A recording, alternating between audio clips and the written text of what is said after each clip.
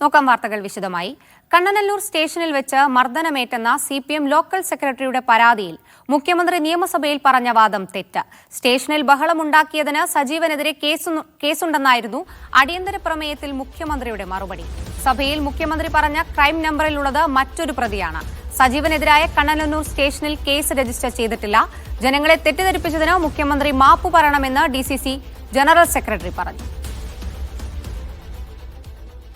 കൊല്ലം Kannanallur police സ്റ്റേഷനിലെ പരാതിക്കാരിയോടൊപ്പം സ്റ്റേഷനിലെത്തിയ സജീവ് എന്നയാൾ police ഉദ്യോഗസ്ഥനോട് കയർത്ത് സംസാരിക്കുകയും പിന്നീട് വീണ്ടും സ്റ്റേഷനിലെത്തി ബഹളം ഉണ്ടാക്കുകയും ചെയ്ത സംഭവത്തിൽ ക്രൈം നമ്പർ 1338/2025 കേസ് രജിസ്റ്റർ ചെയ്തിട്ടുണ്ട്. വിവരങ്ങൾ നൽകാനായി ലിജോ റോളൻസ് ചേരുന്നുണ്ട്. ലിജോ, എന്തൊക്കെയാണ് വിവരങ്ങൾ? ഇന്ന് സഭയിൽ അടിയന്തര പ്രമേയത്തിന് മറുപടി പറയവെയാണ് മുഖ്യമന്ത്രി കണ്ണനല്ലൂർ സ്റ്റേഷനിലെ സംഭവം പരാമർശിച്ചത്. അതായത് കണ്ണനല്ലൂർ സ്റ്റേഷനിൽ നെടുമ്പന ലോക്കൽ സെക്രട്ടറി ആയിട്ടുള്ള സജീവിനെതിരെ കേസുണ്ട് എന്നുള്ളതായിരുന്നു മുഖ്യമന്ത്രി സഭയെ അറിയിച്ചത്. പക്ഷേ അത് ശരിയല്ല എന്നുള്ളതാണ് വിവരം. മുഖ്യമന്ത്രി പറഞ്ഞ ഒരു ക്രൈം നമ്പർ ഉണ്ട്, 1338/2025. അതായത് കണ്ണനല്ലൂർ സ്റ്റേഷനിൽ ഈ ക്രൈം നമ്പറിൽ രജിസ്റ്റർ ചെയ്തിരിക്കുന്ന കേസിൽ സജീവിനെതിരെ ഉണ്ട് എന്നാണ് പറഞ്ഞത്. പക്ഷേ ആ കേസിൽ പ്രതിയായിരിക്കുന്നത് മറ്റൊരാളാണ്. പുലിയില സ്വദേശിയായിട്ടുള്ള വിനോദാണ് അതിൽ കേസിൽ പ്രതിയായിരിക്കുന്നത്. മദ്യപിച്ച് ബഹളമുണ്ടാക്കി എന്നുള്ളതാണ് വിനോദിനെതിരായിട്ടുള്ള കേസ്.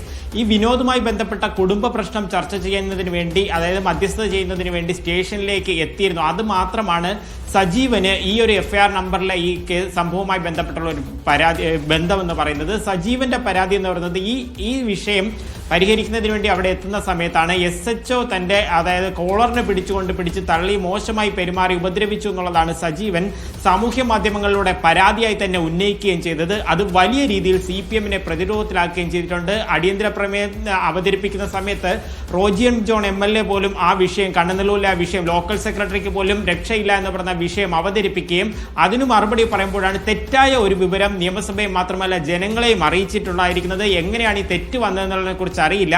കണ്ണനല്ലൂർ സ്റ്റേഷനിൽ നിന്ന് എന്തായാലും കണ്ണനല്ലൂർ സ്റ്റേഷനിൽ ഇയാൾക്ക് സജീവിനെതിരെ കേസൊന്നും രജിസ്റ്റർ ചെയ്തിട്ടില്ല എന്നുള്ള ഒരു കാര്യമാണ് പറയുന്നത്. കോൺഗ്രസ് പ്രതിഷേധവുമായി രംഗത്തെത്തിയിട്ടുണ്ട്. അതായത് കേരള സമൂഹത്തെ ആകെ തെറ്റിദ്ധരിപ്പിക്കുന്നു, മാത്രമല്ല പച്ചക്കള്ളമാണ് മുഖ്യമന്ത്രി ഇന്ന് സഭയിൽ പറഞ്ഞു എന്നതാണ് കോൺഗ്രസിന്റെ ഭാഗത്തു നിന്നുള്ള ഒരു ആരോപണമായി വരുന്നത്. മാത്രമല്ല ജനങ്ങളെ തെറ്റിദ്ധരിപ്പിച്ച മുഖ്യമന്ത്രി രാജിവെക്കണമെന്നൊരു ആവശ്യമാണ് DCC ജനറൽ സെക്രട്ടറിയുള്ള ഫൈസൽ കുളപ്പാടം ഇപ്പോൾ ഉയർത്തുകയും ചെയ്യുന്നത്.